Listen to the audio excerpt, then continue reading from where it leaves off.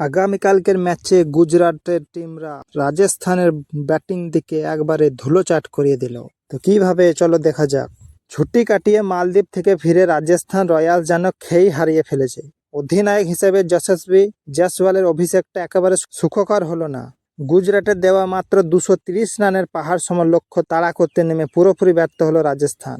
গুজরাটের পক্ষে শুভমান গিল খেললে 190 স্ট্রাইক রেটে 84 রানের বিধ্বংসী এক ইনিংস। রাজস্থানের বোলাররা বিশেষ করে জোফরা আর্চার রান আটকে রাখতে ব্যর্থ হন। জবাবে ব্যাট করতে নেমে বৈভব সূর্যবংশী ঝড় তুললেও সিরাজের বলে মাত্র 36 রানে আউট হতেই শুরু হয় রাজস্থানের ব্যাটিংয়ের বিপর্যয়। আর কফিনে শেষ পেরেকটি পুঁতে দেন রশিদ খান। 4 উইকেট নিয়ে তিনি রাজস্থানকে মাত্র 152 রানে গুটিয়ে দেন। এই জয়ের ফলে গুজরাট টেবিলের 2 নম্বর উঠে এলো।